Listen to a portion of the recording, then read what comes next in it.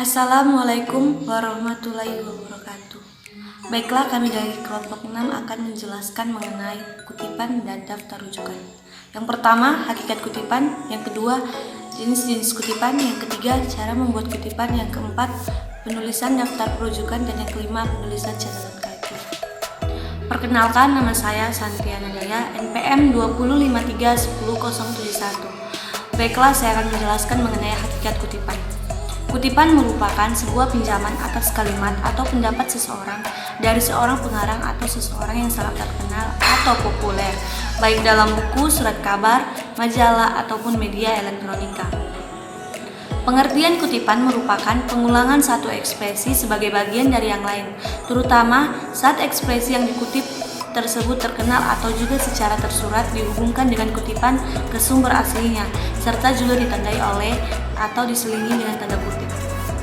Fungsi dari kutipan sendiri adalah sebagai bukti atau juga memperkuat pendapat penulis.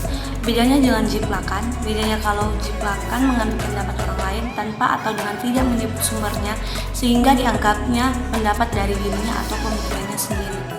Biasanya kutipan tersebut dipergunakan untuk dapat mengemukakan definisi atau juga pengertian istilah atau konsep tertentu, menguraikan sesuatu rumus ataupun juga formula, serta juga mengemukakan pendirian atau pendapat seseorang.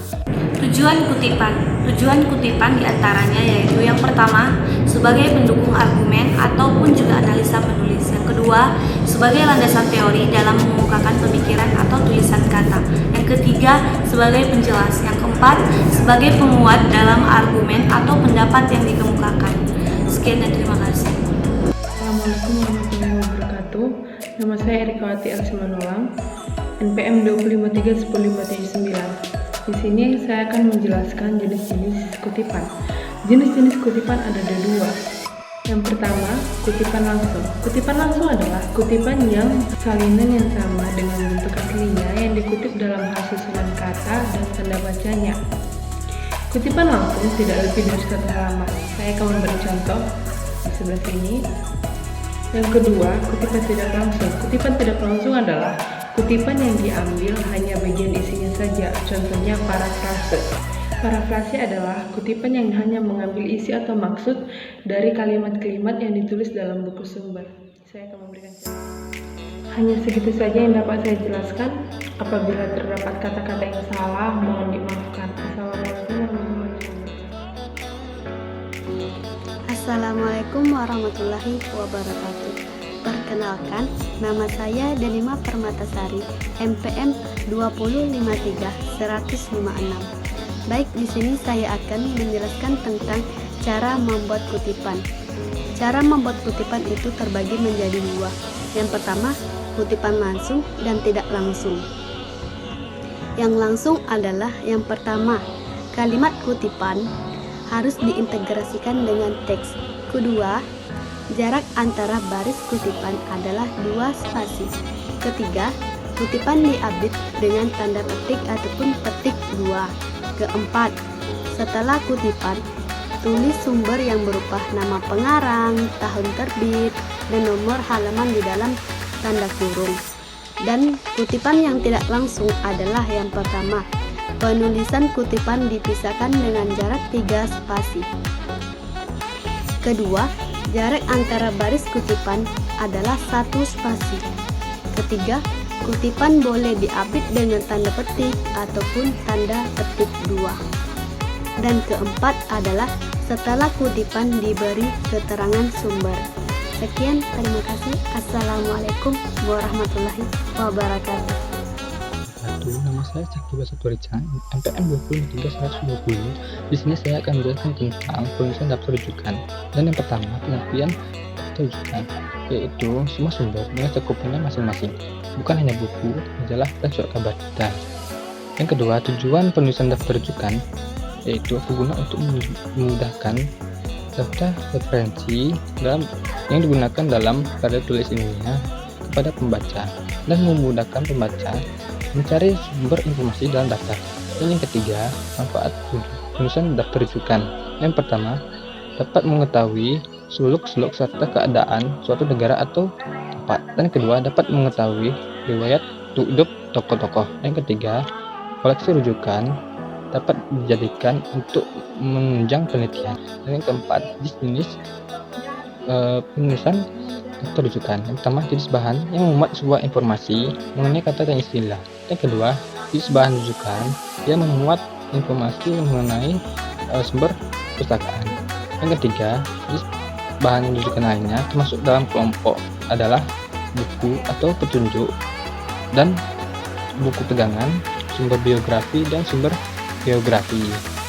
Cukup sekian saya. Ada salah kata, mohon maaf. Assalamualaikum warahmatullahi wabarakatuh. Assalamualaikum warahmatullahi wabarakatuh. Perkenalkan, nama saya Dafa Hadista, NPM 205313137. Baiklah, di sini saya akan menjelaskan penulisan catatan kaki. Catatan kaki adalah keterangan-keterangan atas teks karangan yang ditempatkan pada kaki halaman karangan yang bersangkutan. Catatan ini memberikan informasi singkat sesungguhnya yang terdapat pada tulisan dengan catatan kaki. Seorang penulis sesungguhnya telah memberikan penghargaan atas karya orang lain. Hubungan antara catatan kaki dengan teks dinyatakan dengan nomor-nomor penunjukan yang sama. Selain menggunakan nomor-nomor penunjukan, hubungan itu dapat dinyatakan dengan menggunakan tanda asterik atau tanda bintang. Adapun unsur-unsur catatan kaki, yang pertama nama pengarang, yaitu editor, penerjemah. Yang kedua, judul buku. Yang ketiga, nama atau nomor seri jika ada. Yang keempat, data publikasi, yaitu jilid, nomor cetakan, kota penerbit, nama penerbit, dan tahun terbit. Yang kelima, nomor halaman. Adapun di sini tentang aturan penulisan catatan kaki. Urutannya yang pertama, nama pengarang, judul buku, nama penerbit, kota terbit, tahun terbit, dan nomor halaman. Yang kedua, nama pengarang ditulis lengkap, tidak boleh dibalik, dan tanpa gelar akademik. Yang ketiga, judul buku, masing-masing kata ditulis dengan huruf kapital, dicetak miring, di garis bawah, atau dicetak tebal. Yang keempat, tanda baca yang digunakan untuk memisahkan unsur-unsur dalam catatan kaki adalah koma. Yang kelima, harus disediakan ruang atau tempat secukupnya pada kaki halaman tersebut, sehingga margin di bawah tidak boleh lebih sempit dari 3 cm sesudah diketik baris terakhir dari catatan kaki. Yang keenam, sesudah baris terakhir dari teks dalam jarak 3 spasi harus dibuat sebuah garis mulai dari margin kiri sepanjang 15 ketikan dengan huruf pika atau 18 ketikan dengan huruf dan. Yang ketujuh, dalam jarak 2 spasi dari jenis tadi, dalam jarak 5-7 ketikan dari margin kiri nomor penunjukan. Yang kedelapan, langsung sesudah nomor penunjukan setengah spasi ke bawah mulai diketik baris pertama dari catatan kaki. Yang kesembilan, jarak antar baris dalam catatan kaki adalah spasi rapat, sedangkan jarak antar catatan kaki pada halaman yang sama adalah 2 spasi. Dan yang terakhir, baris kedua dari tiap catatan kaki selalu dimulai dari margin kiri. Baiklah, segitu saja yang bisa saya jelaskan. Kalau ada salah-salah kata, mohon dimaafkan. Assalamualaikum warahmatullahi wabarakatuh.